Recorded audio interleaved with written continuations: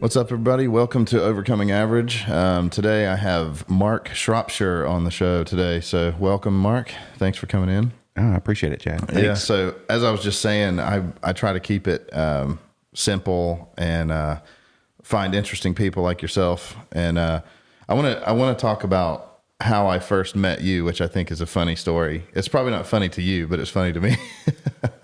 So when I lived over on the other side of Charlotte, over at Highland Creek, which is not too far from here, I would go into what is now Barista Craft. It used to be, what was the original name of the coffee shop? I think it was a Dilworth. It was Dilworth Yeah. Coffee. That's right. It was Dilworth Coffee.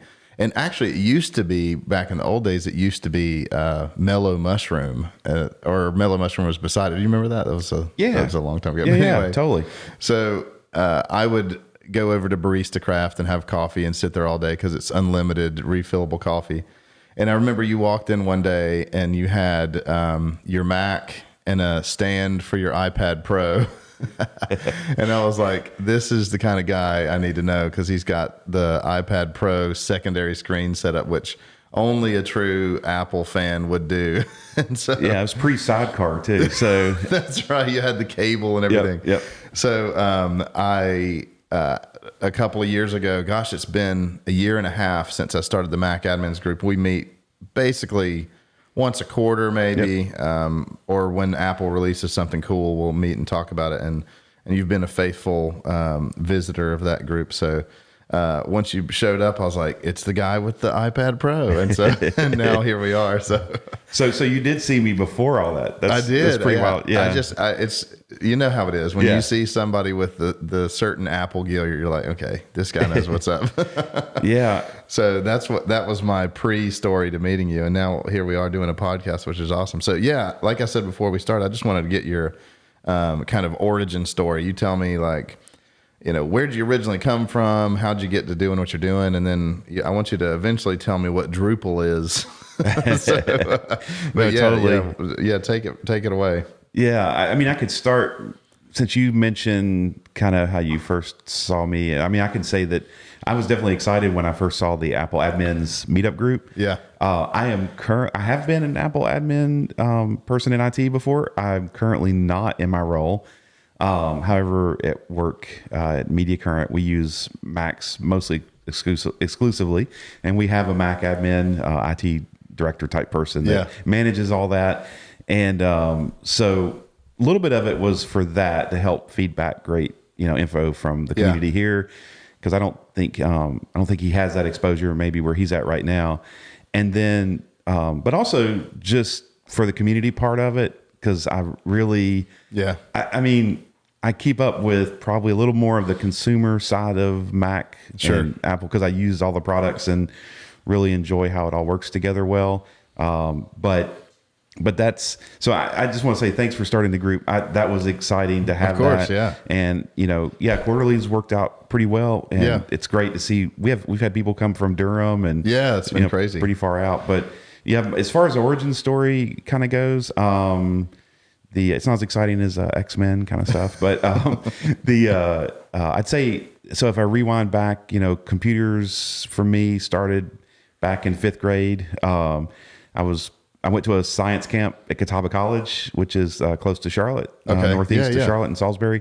And they had some, Radio Shack TRS 80s, which, and one of the classes, it was a science camp, so we did lots of stuff, but one of the classes was computers, and we programmed like a Space Invaders kind of clone that week, which was really awesome. And I went home after that and started writing basic programming language in a notebook. Didn't have a computer. Really? Yeah. This is my walk uphill and down a hill, like in the snow, back and forth to school kind of story. And I think within a year or so there, my parents kind of felt for me and said, we need to get a computer. And that was a lot of money for our family, at the time. Oh yeah. And unfortunately, they didn't get a Mac. My dad worked at IBM, and so he got a discount on IBM stuff, and I got the I think the first computer was a PC Junior. The cool thing was, though, I had 2 friends that I hung out with a lot at the time in middle school and stuff, and one had a Commodore 64, one had an Apple II. We had Apple IIs at school and stuff like that. So I had exposure to a lot of different operating systems, computers. Yeah. We played games on them and even messed around, programming and stuff. But that kind of led to just building computers over the years, like a lot of people, I guess, have, and some still do with gaming machines and stuff. Yeah.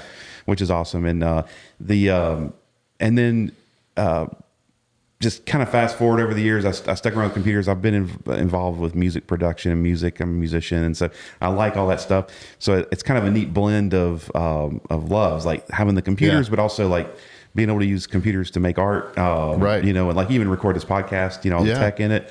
But we're really humans talking to humans, Right. and that's really what's important. It's funny you say that because I've been thinking about like our modern kids, they'll do a TikTok video, which is I wouldn't say highly produced, but it's got enough production in it that like 20 years ago it would have been impossible. It would have cost thousands to get that done. And now just some kids doing it, and there's the new medium for art is technology, and they're distributing it throughout the world, Right. which was also next to impossible. Also impossible, yeah. Unless you had budgets with satellite and Right. all kinds of other technology to broadcast. But yeah, this is just a continuing story of how the internet has basically brought down the costs. It's made everything accessible. Most of us have little excuse to Right. to not get off our tails and go do something Right. that we want to do. And I think that's great. Yeah. I think it's great that we're in that kind of world. And so I worked at university, UNC Charlotte, for a number of It's years. my alumni. Thank you very much. Awesome. Yeah. Yep, I went there too. And so worked there as started out as a building manager, but quickly got into IT. And we had a split of Macs and PCs because we supported the student media department, which was all Mac, and Now, it was great. When was that? Because my brother also he was in the graphic design department. He used Macs, and I remember that was my first exposure to, I believe it was the colored iMacs. Might have been the first ones that I remember him using. Was that about what time were you there? About that time or no? So I got into the IT part role probably around 98. Okay. And then was there in an IT fashion through 2012. So pretty long bit there. And I started in the Cone Center. So anybody familiar with Charlotte? Yeah. The Cone Center was a hangout. And then I was part of the team that helped bring on the student union, which is awesome. And a lot of changes happened there. But we eventually convinced and had a great boss at the time, still great friends.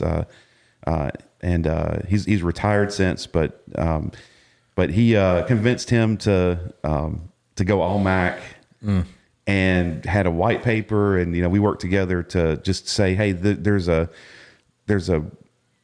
really just a return on investment kind of thing going on here. Like it was clear, and he saw it too, that we would buy a Mac and be able to continue to use it and hand it down to student employees or student interns or whatever, and continue to use it into 7 years and stuff. It's still supported, and it's still, whereas comparable PCs, they were cheaper, Right. but it was that classic story of your return on investment. You got to look at the big picture. And so, so we wound up going mostly iMacs, at that point. And now these were, newer generation from the CRT type iMacs, but we were able to do that. And if we had to have any Windows software, we ran, like VMware or Parallels or something. I can't remember which one, but that was really fun. And I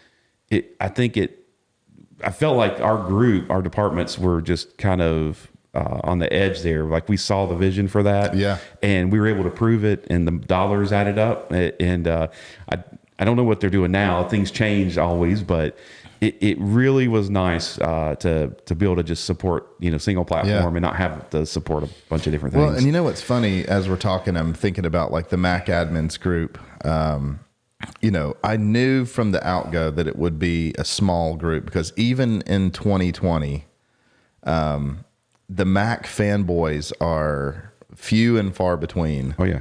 And the Mac admins, especially. I mean, there's just a small handful. And by the way, I'm super excited about this, but we finally got Atlas Solutions listed as an official Apple consultant this week. Congratulations. Which is awesome. You know, jumping through the hoops with Apple, and they vet people super hard, and you have to go through training, and it's wonderful. But we're now officially the only MDM capable Apple certified consultant in the Southeast, which is really awesome. That's great. So, yeah, congrats. Yeah, thank you. So, but it's funny because so many people use Apple products, but there's still behind the scenes that sort of like fanboy. Like, you're probably the only person I know with 4 HomePods.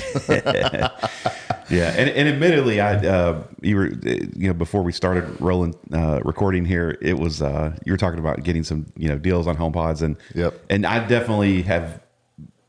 I don't want to sound like I went out and bought them all at once, because I couldn't afford to do that. I definitely waited for the deals, Sure, and bought them. I think Mac Sales, Other World Computing had a really good deal going, and so picked up. But I think I'm good now. Like I said, small house, and but it's great to have a device that works with all of the devices my family has. And one of the reasons too, it's not just. It's funny because it's not just like, hey, I just went with Apple for some arbitrary reason. It came a little bit out of frustration. We had PCs at work, and there was a worm at one point that was circulating years ago called Blaster, and it infected a bunch of machines. I had to deal with it along with my other coworkers in IT.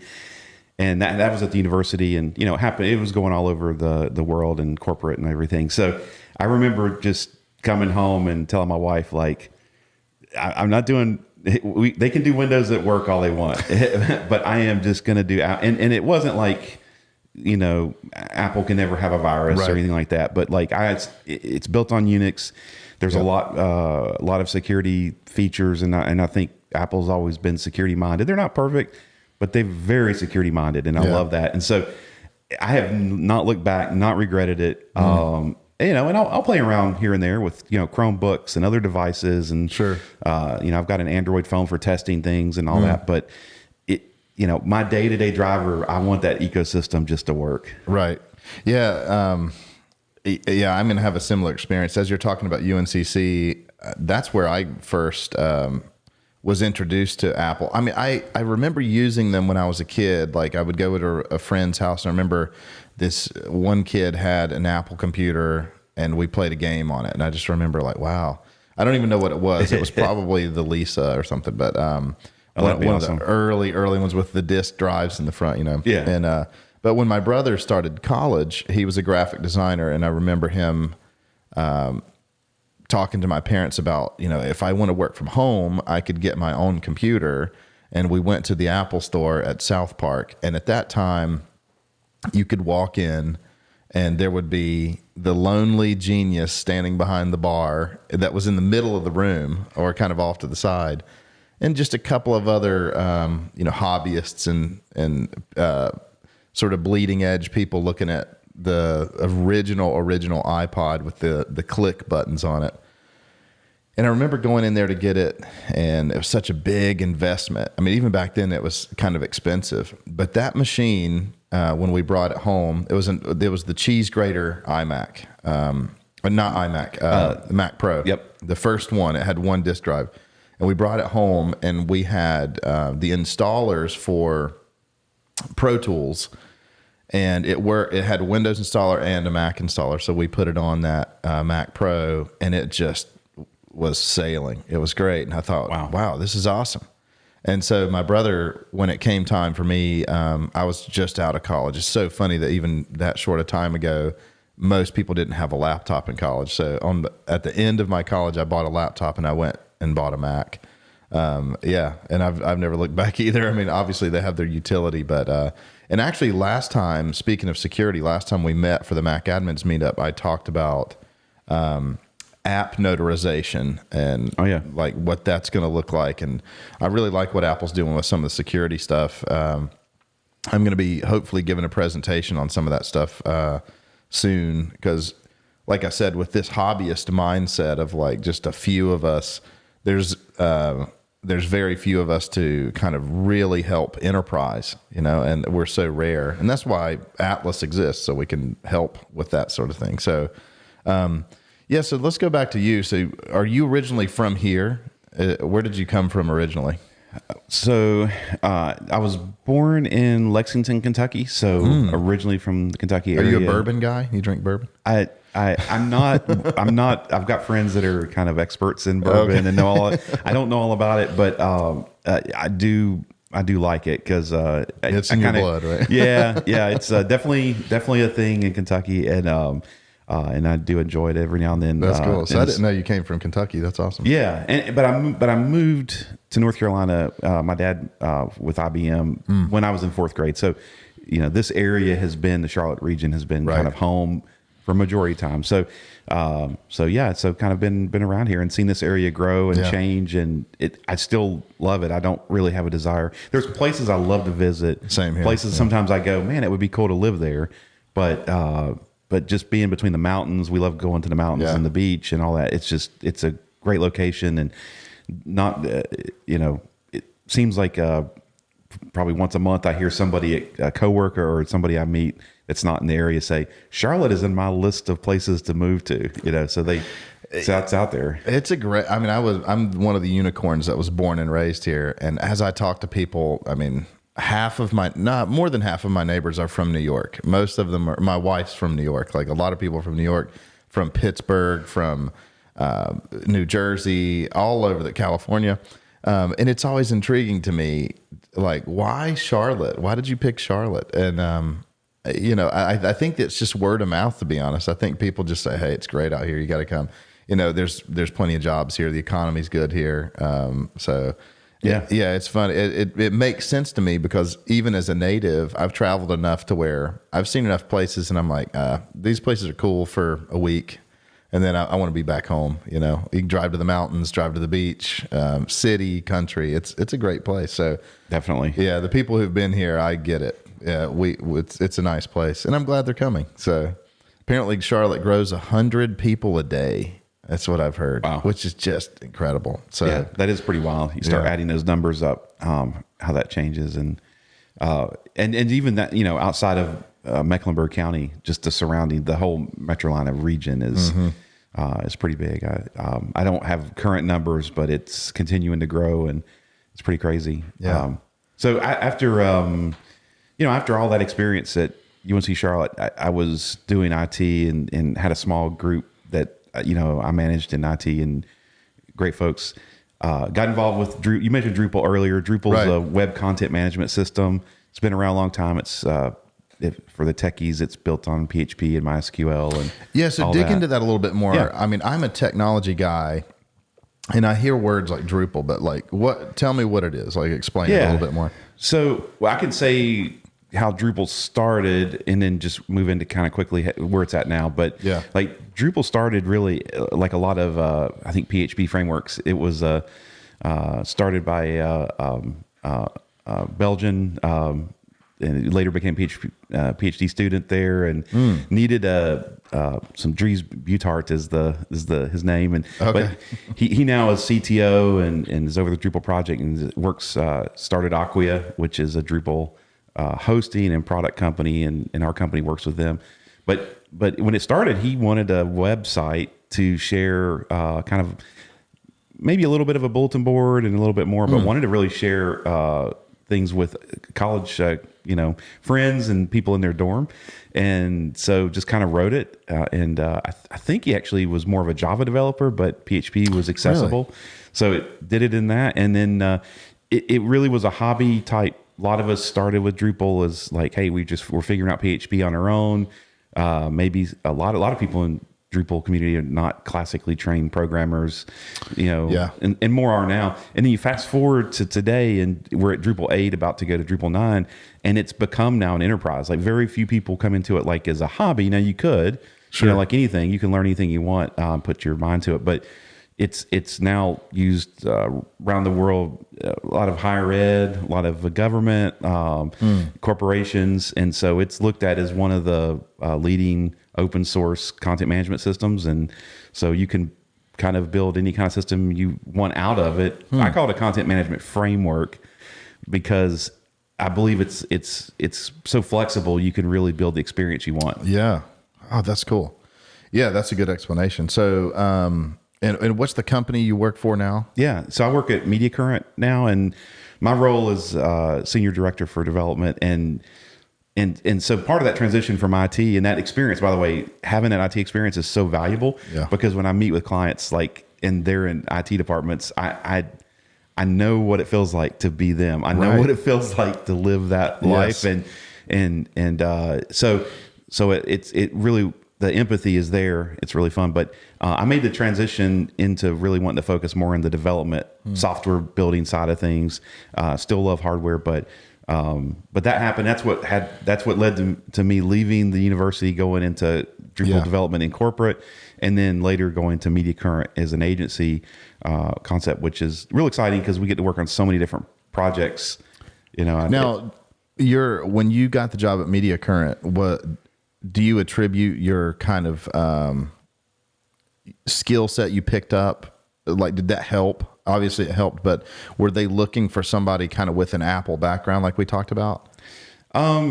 I don't think the Apple background played into it so much. It's definitely something that helped because predominantly it's Mac users there. We've got some Windows users and Linux fans and all. I'm a Linux fan too because it's on all the servers. And, I love it. Still Unix.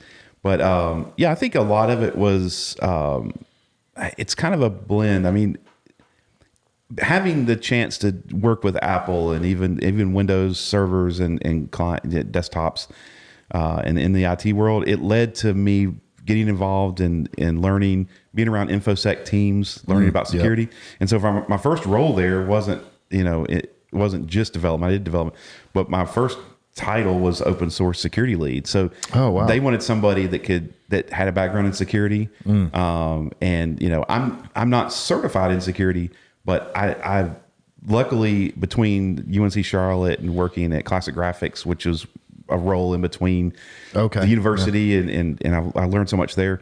I was able to really just have a lot of exposure to security concerns and what between financial institutions and large enterprises need to be concerned with. And so, because of the Apple side of things and the IT side, I was able to see it from an IT perspective, and also see it from a software perspective. Well, and I think something that you're kind of touching on is it's something that I've been trying to train, even like Daniel here, who's been interning with us for a while. Like the world today is starting to break down the barriers of what these titles are. Like I'm a sales guy, and we hear that, and the most people's immediate response of sales guy is a guy in a suit who's hustling and like beating your door down to get a meeting.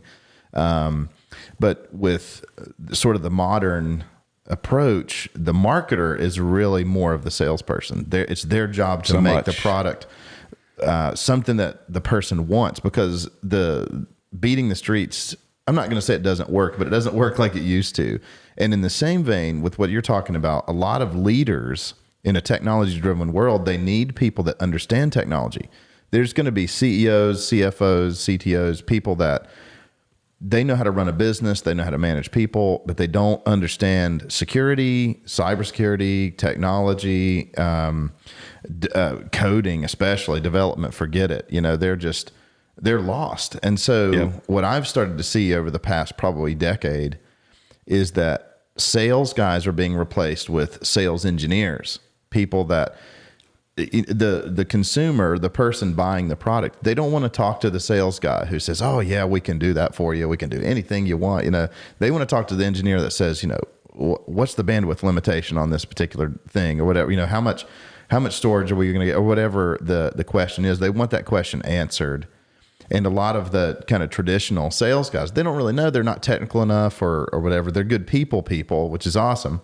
But it's like nowadays, we need people like you that are you've got a personality and the knowledge and the skill set to be able to communicate the technology. And that's just absolutely important today. Yeah. Yeah. And I would even back up a little on the, where you're headed on just the sales side of things. Yeah. It is so much about building relationships. Yes. Because any salesperson that's done cold calling will tell you that that's a super challenging approach. Yes. And it's a small percentage. It's kind of like sending, I'm going to mail, 5,000, flyers, to a bunch of households in the area. The percentage of any response is Right. pretty minimal, and maybe it works and has worked, and it's enough where it's worth the cost, and the ROI could be there. But what I really like to see, and it's something that we do at Media Current, is, and luckily we've got some just great salespeople, CSMs, customer service managers that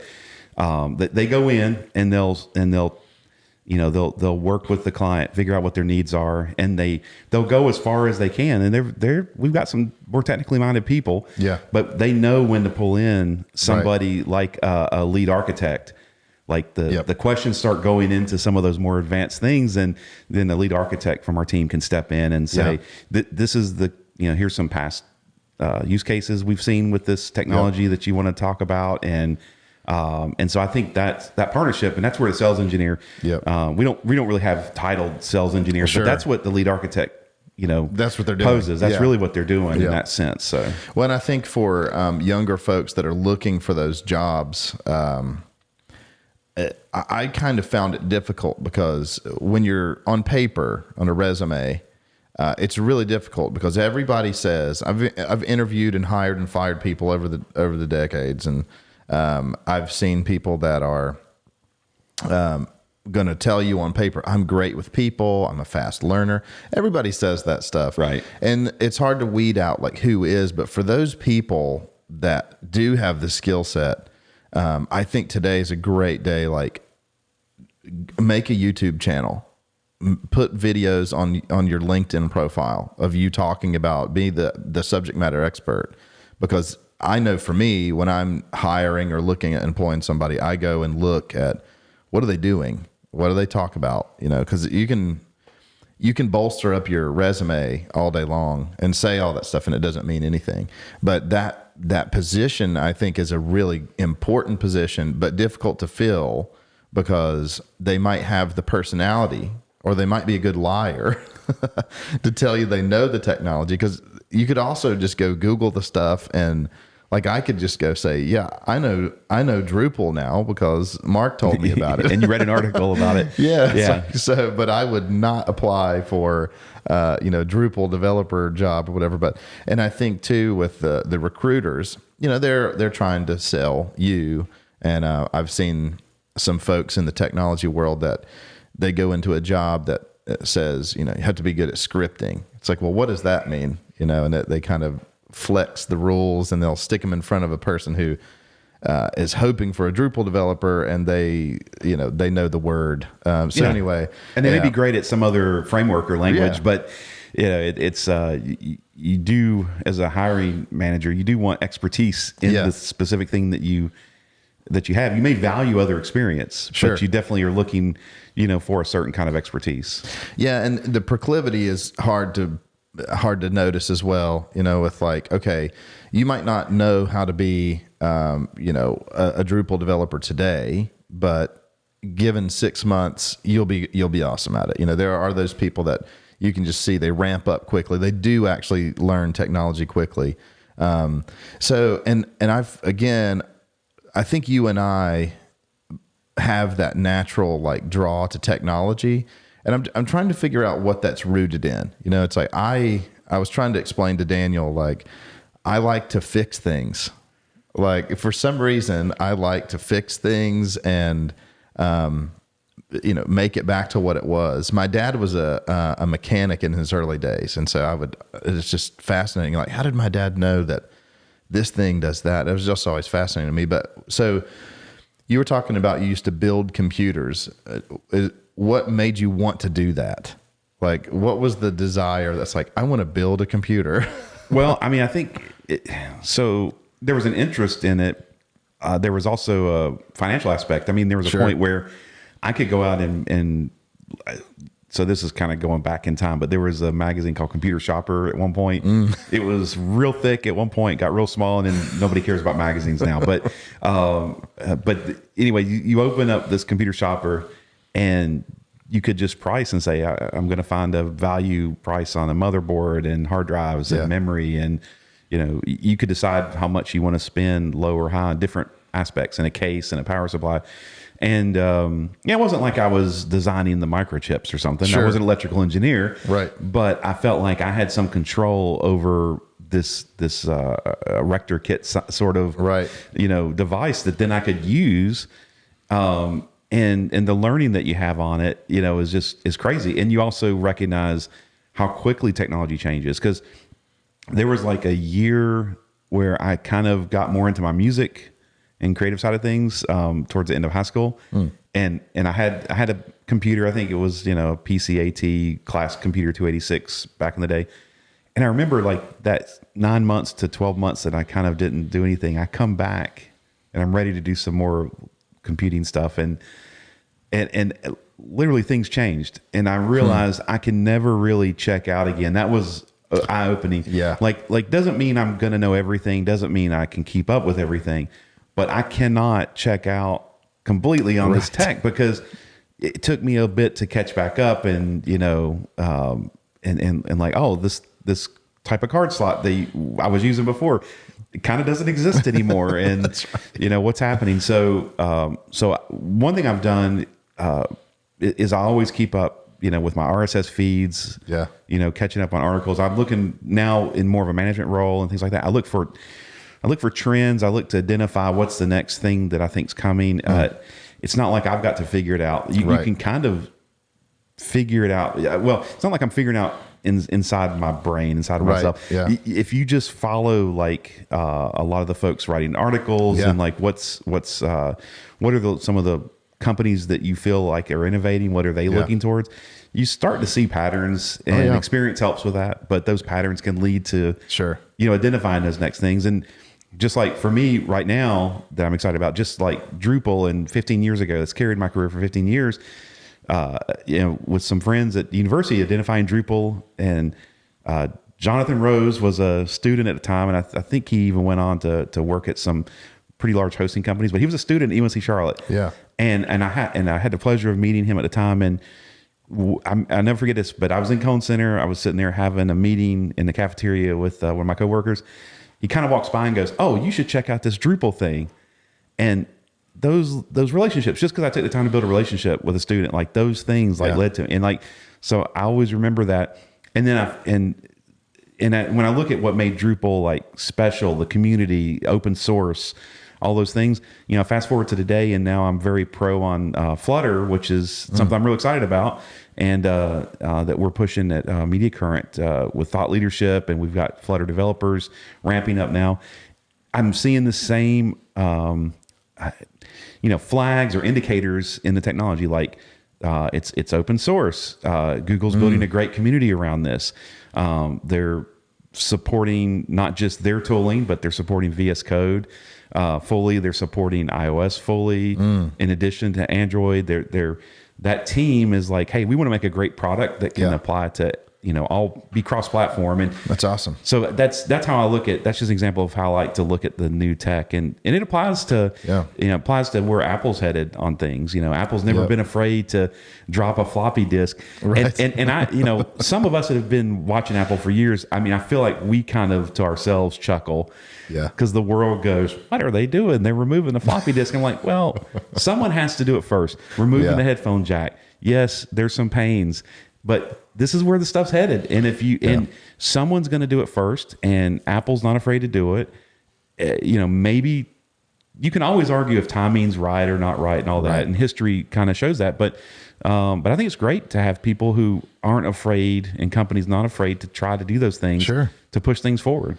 Yeah. I remember specifically the headphone jack, like people were just going crazy about it. And just months after, Samsung does the same thing. That as Apple's releasing it, some guy's screaming into a cell phone, like, get the engineers a phone. We got to get rid of the headphone jack. Yeah. And at the time, I think people realize that, Bluetooth headphones were coming on, but if my memory's correct, we didn't really know AirPods were even a thing. Right. And now you fast forward and you go, AirPods are everywhere. Everywhere. Yeah. And now AirPods Pro, and you've got, then over the ears possibly rumored to be coming. So that Apple knew that. They knew they were working on stuff. It wasn't like they invent it and manufacture it a month out. It's years in the making and planning.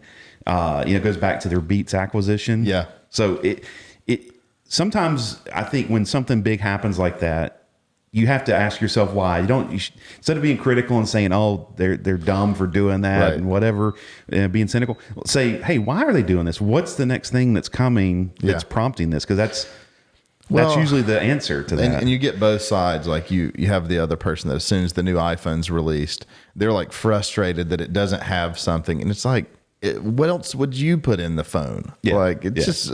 Some like of it, the hologram, let's have the hologram. It's like people want this stuff. It's like, you don't even know what you're talking about. You're just complaining. A lot of people, the internet is such a awesome and bad place at the same time. And you have these people that just have the social courage behind their screen to say whatever and complain about stuff. And it's like, look, anonymous, being anonymous, you have power to say anything because of lack of repercussion, but these are things you probably wouldn't say to someone's face. And I think, I always try to keep that in mind, and something that, I definitely coach on and mentoring is like, just remember when you put stuff out there, you can't really take it back. Once it's out there on the internet, it's always there. And and I think that can guide you into like, how far do you want to go in a conversation? Yeah. Like debates and things. I don't know how far you want to go into those.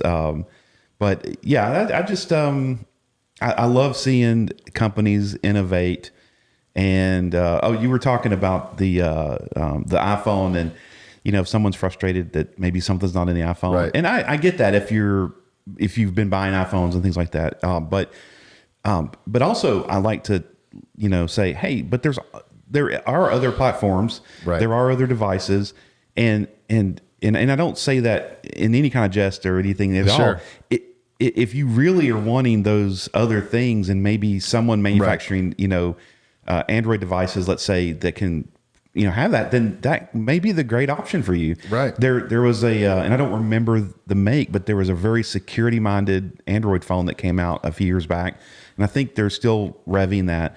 But people that really want a lockdown as even more extreme security maybe than they feel that they could get from Apple. Right. If you want that stuff's out there. And I think that's great. Like, I want that competition. I want all of those things to be out there. Just because I pick, the Apple ecosystem, don't in any way mistake that I'm not wanting these other things to exist, because they should. Otherwise, Apple's not, the pressure's not on for them to continue to excel. Well, and it's funny because in the back of my mind, I was thinking the same thing. Like, for people who want something, it's like, well, feel free to go develop it, because I think, and I'm a huge Elon Musk fan, because I feel like he's just cutting edge with stuff that's just, he's sort of like the Steve Jobs of today, with just making people mad and doing this thing. But I think he said, technology doesn't move forward on its own. It takes a lot of smart people working really hard for a long time. These things don't just appear. They don't just develop themselves. Like, as you and I were talking about, you were saying, like, you're not the guy necessarily on the cutting edge, like coming up with the idea. We kind of ride the wave of like, let's read the news and see what's popular in tech news. But somebody came up with the idea and developed the technology. And I mean, there's very few people in the world that do that. Yeah. And because of that, because of those smart people, it means though that all of us who are willing to look at the tea leaves, so to speak, and see what's coming, if you can catch that wave before the wave starts, doesn't mean you had to invent the tech. You can ride that thing and it's speculative, but you're taking risk, and that can be okay. You have to assess that, but you have the opportunity then to be a leader in whatever that is. And I've been in Drupal for a long time as an example, but I wouldn't say that I was exactly on the beginning of the wave, or that I didn't have the experience yet at the beginning of that back in 2000. I guess it was 2004-ish, 5-ish, somewhere in there. But I didn't realize what it could mean, and that has educated me later to when I see new things like a Flutter or some other technology, you know. It's like it's like the clarity is there for me. Like I could it's like I can see it and I appreciate it for what the creation is, you know, of that tech. So it's pretty amazing. That's how I actually got into doing mobile device management, is when I first got into Apple in an actual job. I remember thinking, this seems like the thing to know is the sort of the puppet master that manages all these Macs. And so that's why I distinctly remember choosing, like, I want to do MDM. I barely knew what it was. I just remember thinking, that sounds fun. I like the Mac, and you know, deploying a bunch of them at the same time seems fun. And then here I am. You know, I've worked with a bunch of MDM providers, particularly with Jamf. But it's how far back did MDM, like, when did that start for you, do you think? I started when I worked at my first technology job. We had a big church that had, I think, 400 Macs, and so they were sort of on the, gosh, we've got to do something with these computers. Like, they were smart enough back then, and that must have been, man, I'm trying to think. It must have been probably 2011 or 12. Okay, so about 8 or 9 years ago. I know for those who, I do a lot of Jamf software work. It was green at the time. Jamf was green, and it was just basically a little agent that ran scripts. Yeah. And then the database would say, hey, run this script at this time. It was just very, very basic. And then they, at that time, actually about around that year is when I started in enterprise Mac management on 10.5, which was, what cat was that? It was like Tiger. No, Tiger was 10.4. Yeah, I lose track or of something. Yeah. It was Leopard. Okay. So Snow Leopard came out with 10.6, and then you had to upgrade to 10.6.8. That's where the App Store came, and then you got Lion. So in 10.7 is where MDM, the official MDM, started. So you had config profiles and stuff. So that was sort of when I started at the very, very beginning of that portion. And it's totally changed now. But yeah, I mean, it was nothing I did. It wasn't any magic. It was just being aware of technology, like looking and thinking, where's this going? You could see the vision of where the need was, and that's just another, that's your example of how you caught onto that wave before it really started and said, hey, I'm going to invest time into learning this and to being a front runner, so to speak, in the in that tech. But I wouldn't even discount someone like your contributions to that, because if you think it takes it, and this isn't kind of more open source minded kind of thing, because the Apple community has a lot of open source, not just the fact that Apple gives back to WebKit and to Darwin and things like that. But I'm just thinking, like, there is a long history. It's probably unknown to many unless you are an Apple admin, but there's a long history of the Apple admin community just starting a meetup group. I mean, it is a very open source minded. Let's share Apple scripts. Let's share the scripts for the to work with Jamf. I remember early Jamf days. We had at NC State. There was a couple of folks out there that I think you probably know, but they started like the statewide Jamf community and that kind of stuff. Like, this stuff doesn't just happen. It maybe someone invented it originally and created the idea, and maybe a small group, but I think it can only grow with like that community effort. Right. Well, and you say the word open source. I know for a lot of people, they don't even know what that means. And I just want to explain it just in human terms, because if you put it in terms of another industry, it literally is, hey, I created something and I'm going to give it away to everybody. I mean, that's literally, you've got these smart people working at their homes on their own time, developing code that's helpful to other people, and then just putting it online That's the source code, the original code is open to anybody to use. And I just have always found that so fascinating because most people hold stuff close to the vest, especially their creative ideas. But in this world, in the open source world, it's just wide open. They just put it up there, and then some other smart person takes that and adds on and adds their flavor to it. And it's just incredible. It's just an incredible thing in the technology world to see. There, basically anything you pay for, you could probably find an open source version that's going to be great. And pretty much these days, every piece of commercial software, every corporation uses and runs open source. Yeah. And depending on the license for the open source product, they probably, if you go to the about page in the app or, some information that's supplemental with the product, you'll find where they're required by the license to list all those open source toolings. And I'm great with that. If I can take, and this is part of also the draw to go to Media Current for me was the company being so dedicated to open source. Like we are experts at open source. We build with open source tools. And even now that we're building internal products that we want to release to clients and to the public, it's empowering to be able to tell that story that we're using open source tools to drive this, which means that we don't just take, the code and use it. Right. If we find bugs, we'll fix the bugs and we'll put it back in the community and we put it back out there to improve it.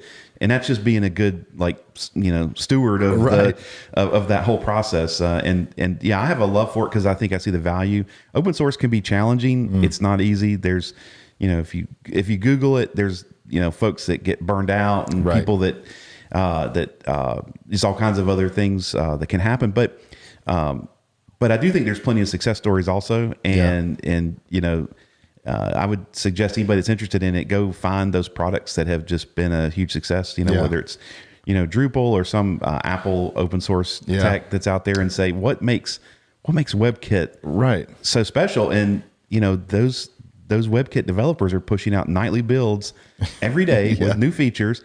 And if you want to see what's going to probably be in Safari in the future, go download the nightly WebKit build, and you'll start to see patterns that'll show you kind of, hey, this is what's up and coming. Well, and I think working with a lot of enterprise customers, that for good or for bad, that word is sort of scary, like open source. Like, that means anybody could be putting code in there, right? But I think it was really awesome. A couple months ago, I guess a little over a year and a half ago, Jamf bought Nomad, which was an open source Active Directory integration tool. And it was actually really nice because Nomad, it's been around for years, and it's like we kind of used it behind the scenes, but it was hard to go tell this enterprise customer, hey, there's this free download and it's going to fix all your problems. It sounds unbelievable. Yeah, it sounds unbelievable. And they're like, no. But now that Jamf purchased it, they kind of put the stamp of approval, like, hey, it's legit now, and you can still get it for free.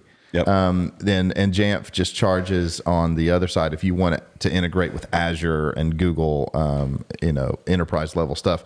You pay a little bit for those integrations and make sure it's up to par with whatever you're using.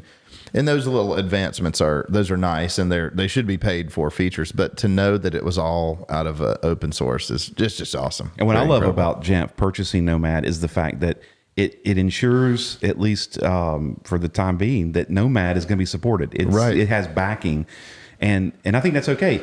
And with Jamf making that investment in Nomad, if they can monetize some products on top of that, that's the way open source services work. I mean, if you look at Red Hat, if you look at Acquia, for Drupal, if you look at these other companies, they have to make money too. They have employees, they have payrolls to meet. So that's a big part. They should be able to do that on top of it. But what I love about all these companies that we just mentioned, they all give back to the community. Yeah. So they don't just keep it for themselves. They actually provide right back. And it's like a culture that's just been bred that way. Like they're just very unselfish and very helpful.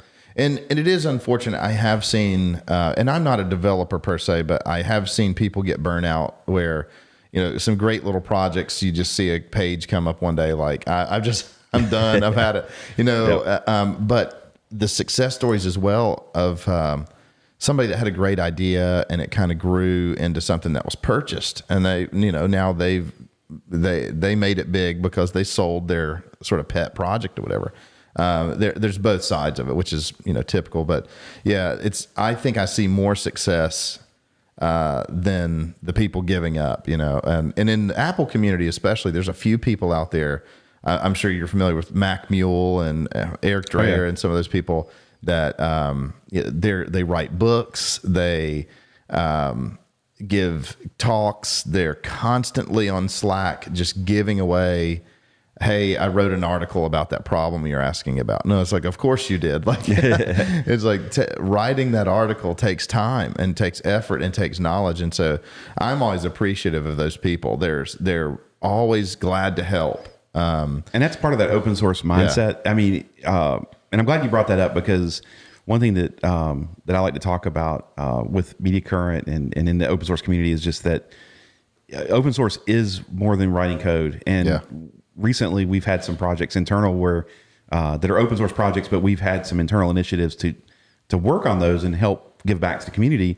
I've got a security distribution for Drupal called Garter that I work on with a team of people, and I've just absolutely loved it. We've built up a great team to work on that now, and the team it's a little different. It's not all developers. We have digital strategists who are helping. We've got marketers that are helping with the marketing side of it for a big release coming up, and we always have documentation needs, and there are some people that just love writing documentation, right? And Not me. Yeah, it's right. It's a special kind of person, but we need all those people to create that team. And developers, I think a lot of developers can write really well, but they want to write code, right? And so they don't get into the documentation, and so so I do want to make sure that anybody listening and watching, they know that there's places to plug into open source, even if you're not a coder, and there's people that'll be glad. They'll probably just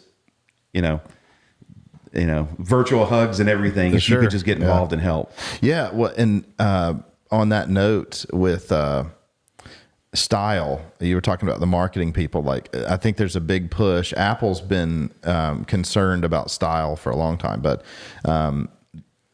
we had a guy present at 1 Million Cups here in Lake Norman a couple of weeks ago, and it was a great presentation. He has an app that basically, I wish I had the documentation. I would mention it, but maybe I'll have him on the podcast soon. But he has an app that basically, if there's an active shooter or a medical emergency, you pull up your device and you have a couple of buttons like fire, medical emergency, shooter, whatever it is, and you can press a map. They're going to map your school, your business, or whatever.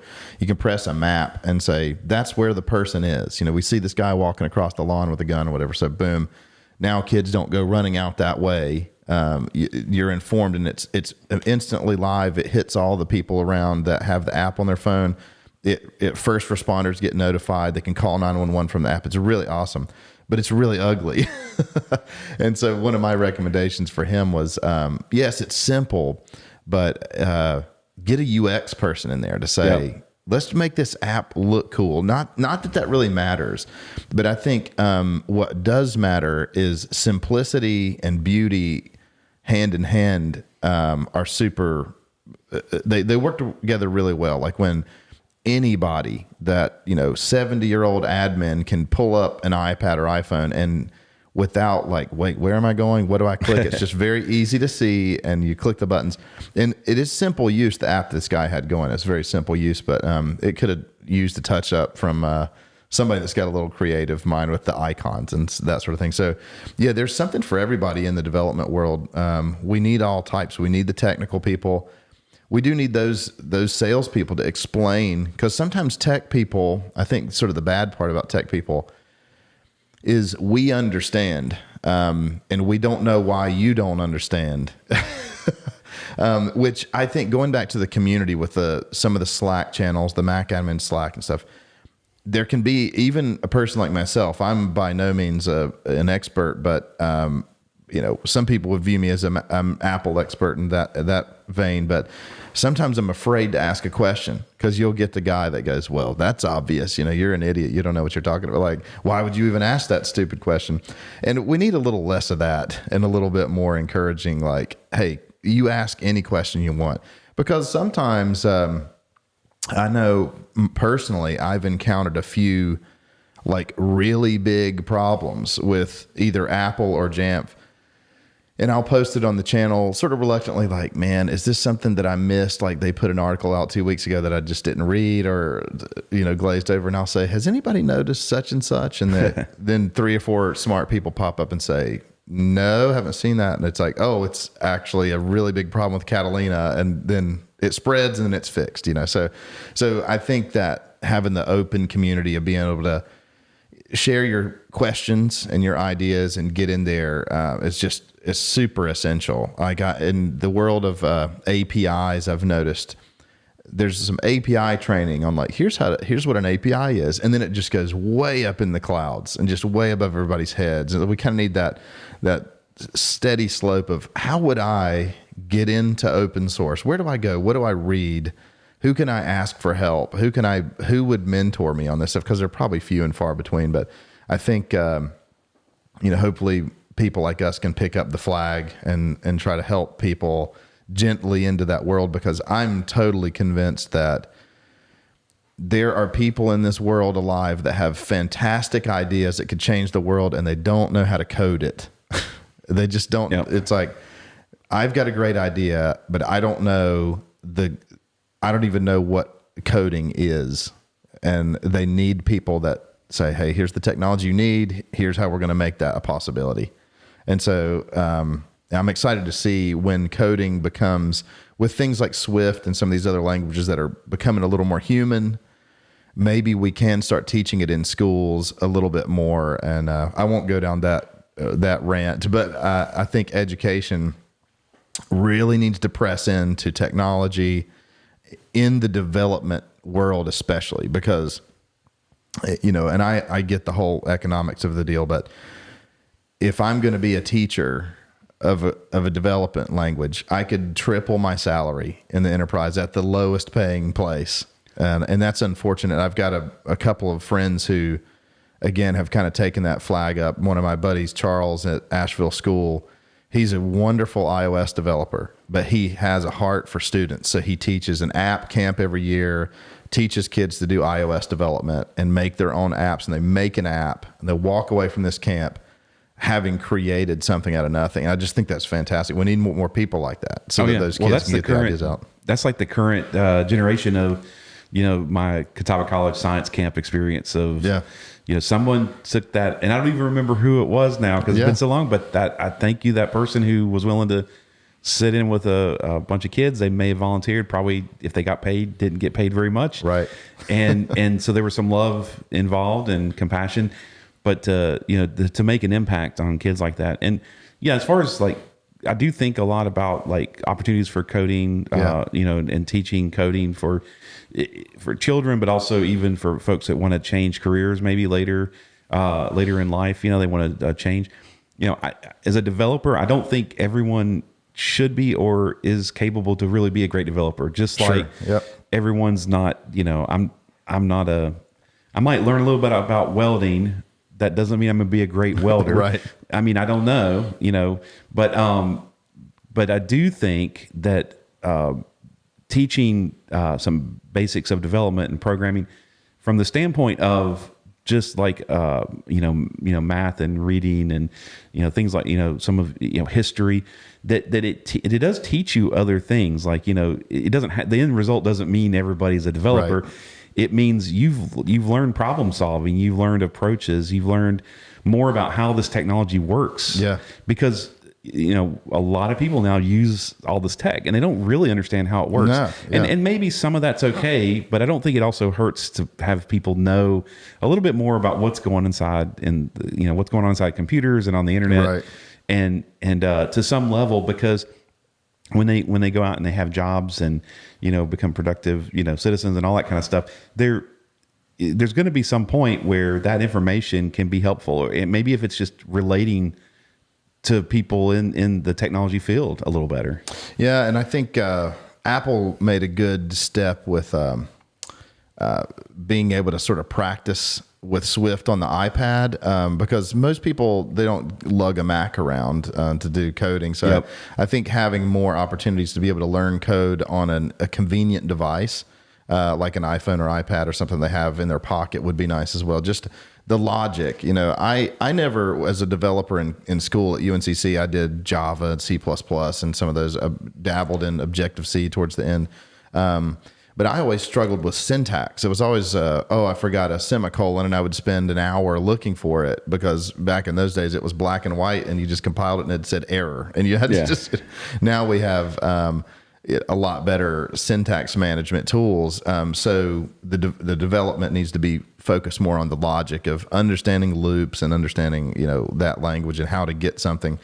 And also to see a project sort of fulfilled. I struggled in the developing world because I spent a lot of time doing those back-end languages like Java, where you could code for 6 months and all it does is spit out text at the end. And it was really advanced text on like how to beat this board game from Cracker Barrel, but it wasn't an app. It wasn't a game. It wasn't anything that seemed like it was worthwhile. Even though it was very complicated, good code.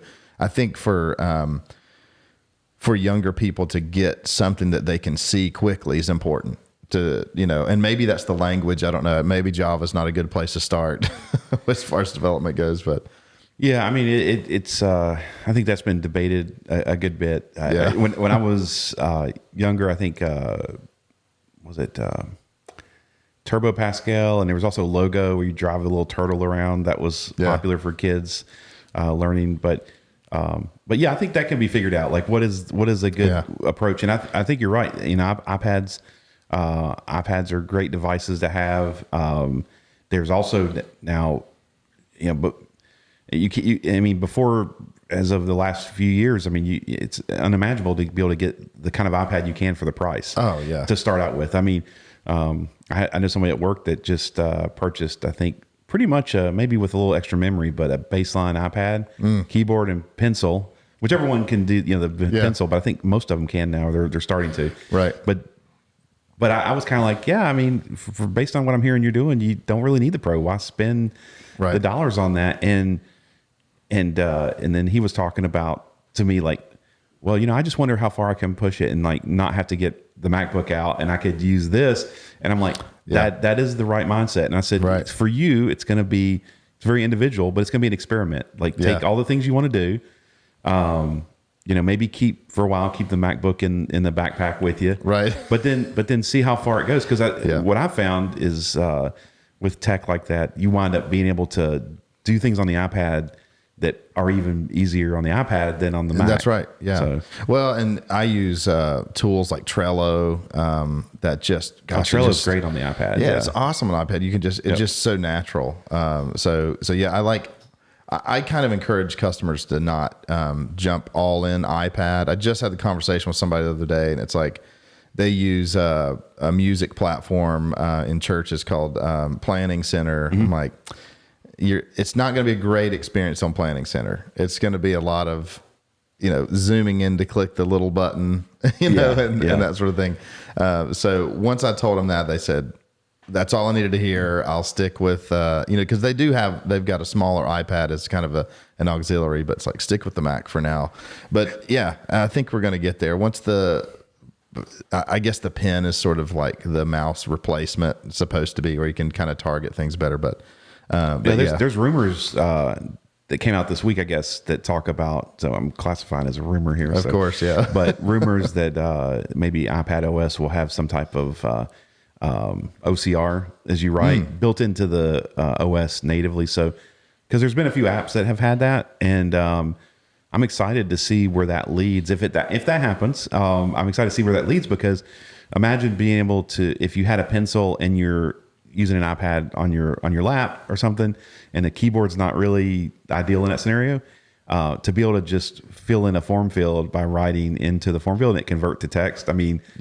That seems pretty neat. And, it makes me think about my wife, who used to have an account on her iMac at home, we don't even use that iMac anymore, but she's been full iPad for, she uses a computer at work. She's in the health field.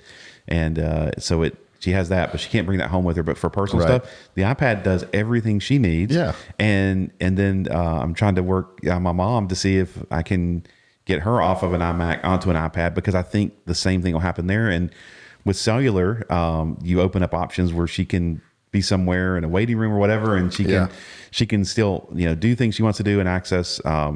So I see all these things as just helping to, all the work that Apple's doing on the iPad OS, helping to make that experience better for the future. Yeah, absolutely. So let me ask you about your sort of projects you've got going on. You were talking about your food truck project. So tell us a little bit about that. Yeah. I've got a good friend of mine, and so kind of a side hustle that we thought about last year. And it was also, so I will say this, one thing that I do a lot, whether things become really a real business idea or just become like, you don't know sometimes going in, you take the risk and you try things, whether or not something is, profitable or becomes a business or not.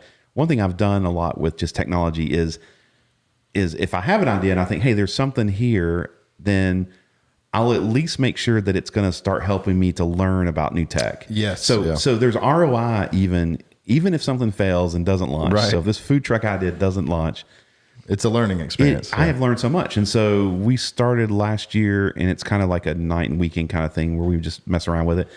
And we got into progressive web apps, and it's something that that's interesting to be able to have a web app that you can install like a native application. And I knew there were limitations, but it forced us to, well, first of all, we made a kind of a informal pact. We said, all right, we are going to push progressive web apps as far as we can.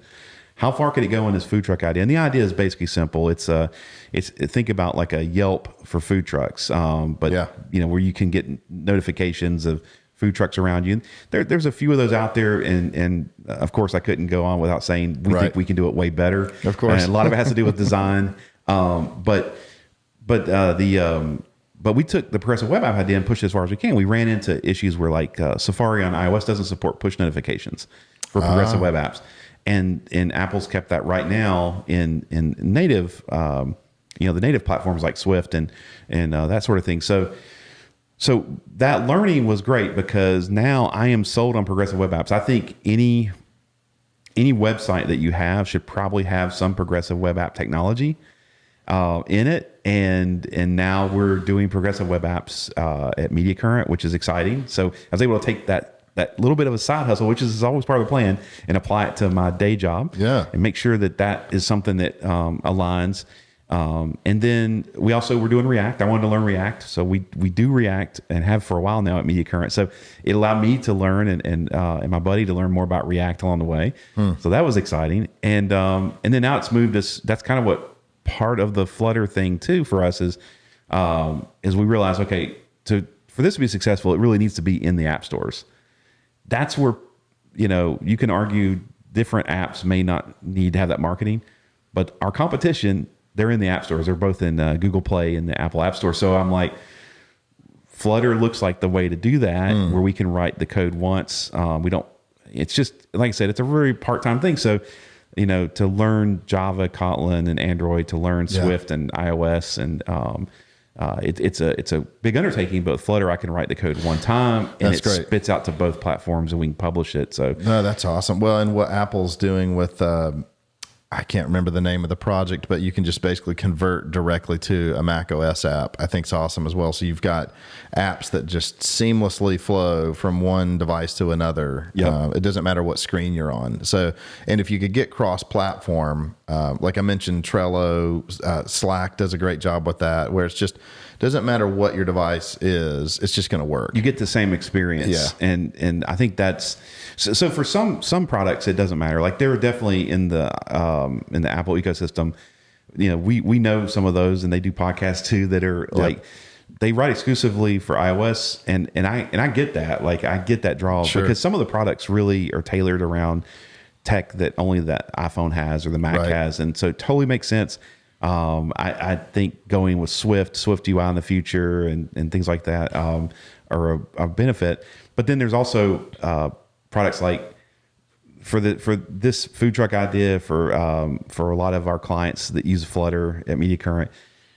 The idea that I just can't think of too many examples where someone would go, I only want it on iOS or I only want it on Android. The only situation I've ever seen like that is when a client just has deployed iOS exclusively, which does happen. Sure. It happens more than Android from what my experience says, where, the IT department was, frankly, I think, smart and said, we're going to just support this one device and we're going to deploy it and put that out there. But we're in a world now of more of bring your own devices, which leads to your MDM, background and knowledge with bring your own devices to the workplace. MDM becomes more, I think, just incredible because you can still do some corporate protection and things like that on the devices. Just the basics like wipe the device, if an employee says, hey, I lost my personal iPhone, and maybe they can't wipe it. The corporation can say, well, we'll take care of that for you because you had emails on there and we want to make sure that's all gone. So, and with the cross-platform stuff, I mean, I'm obviously a fan of Apple, but a realist in that there are other devices. And going back to that security guy, it's like, well, you don't want to run the risk of like, well, this person has an Android phone and we can't send them the notification. They need to get notified on any device possible, red alert everywhere. So I love the idea of that, and I like to see that development heading that direction of, hey, this is going to work. It's going to pop up on your Mac and on your Android phone. I mean, the ecosystems, they are what they are. And of course, you have to mention just competition. I know that like AirPlay 2 would be great if Alexa would open up support for that to where it would just work on all the Alexa devices and stuff as well. Oh my gosh, that would be insane. But, it's they're definitely like, nah, we're not going to, Yeah, it's interesting. I know those are tough business decisions to make by, mostly, I guess, Apple and Amazon and Google. But now that there's rumors of Apple even opening up more, and Apple's already opened up the possibility of putting the TV Plus, Apple TV Plus software on all these televisions. I think that's a great move because others are already out there, and now possibly bringing other music services as first-class citizens on like HomePods. I think that's great. I use Apple Music because it kind of, I hate to say it, just works. I don't hate to say it. It's true, but it just works. But like I have lots of friends that use Spotify and love it. And if you've got all your albums and playlists set up there, there's really not an easy way that I know of to migrate. So a lot of us get stuck in the platforms we're on. So the more that can be supported, that's really good for the consumer and anybody that's buying in these devices. And I think Apple makes those calls based on the thought that we're probably not going to convert some Spotify users or a lot of them over to Apple Music. I mean, they know how many, they know the numbers. So they know, I don't know. They know how many they can convert. They know what the success rate is. But so for people that have Spotify, if they can run those on the app, run Spotify on the HomePod and set that as the default, then what that means is that HomePod automatically just becomes something that a Spotify user could say, well, I'll buy one now. Right. If I want that quality sound that the HomePod delivers. Yeah, totally. So you have a podcast as well. Tell us about that. And then, Yeah, I've actually got two. So I've got a shorter format usually and a little bit longer format. The first one is the Shropcast, and the idea for that one was kind of an experiment using Anchor FM, which has been purchased by Spotify. So I don't know the future for that. I think we talked about that in our last meetup, but Shropcast is really about leadership and mentoring and technology and productivity kind of in there. The idea though is like 5-6 minute shorts. I've experimented with like how can I mobile record this with a decent quality mic without having like this nice rig that you have set up for us today. And so I do that, and it's really like what's on my mind. A lot of it has to do with things maybe happening at Media Current that trigger a thought like, hey, I just coached on this topic with a developer. What's that thing then that I think, hey, I could generalize it, but also still have value and send it out on the internet to people. My other podcast is the Go Serve Others podcast, which is that one's leadership, mentoring, and serving others. It's really about making connections with people. I'm a big advocate for mentorship and what it can do. So when I say coaching and mentorship, they're nuanced, slightly different things. However, there's a little bit of relationship there, and I have that personal belief that's how this works. That giving people a chance to do new things and to learn. You mentioned Daniel, here. So Daniel's learning. He was telling me before, hey, I'm new to some of this stuff, but I'm learning lots of stuff. And I love seeing that because I feel like that gives opportunities for somebody that who knows where that's going to lead, but the experience, you just can't get that anywhere. And so at Media Current, we launched a skills-based mentorship program, which I'm real excited about. And we're a little over a year now running that. And what that's about is anybody in the company that says, hey, I'd like to learn about accessibility, or I'd like to learn about native app development, or component design, or you name it. What they can do is say, they sign up. I want to learn about this. And then a mentor, and we have a mentor directory. They can pair up then with a mentor and say, hey, do you have time to go through a 4-week process? And they meet once a week, and there's actually a program form, and so it's got some formal aspects so we can document like the learnings from it and the resources. But I think folks coming out of that have really had a great time.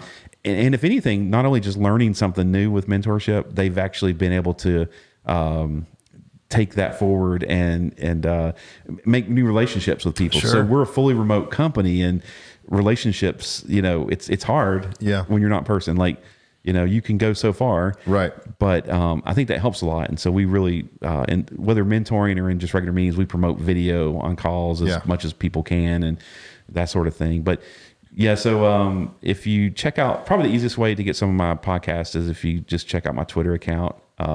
So I'm just at Shrop, SHROP, and I've got links in the bio for those there. But cool. Yeah, thanks for asking about that. I love podcasting. I love listening to podcasts too. Yeah, me too. Well, and I love the format. That's one of the reasons I started, is just the open-ended format, to talk about who you are, and not, we don't edit much, we don't edit out the coughs and stuff like that. It's just, just publish it. I love that. True conversation, and so I appreciate you coming on. I've been excited to have you, and glad to have you in the community, and especially in the area. So thanks a lot for coming on, man. I appreciate it so much. Thank you.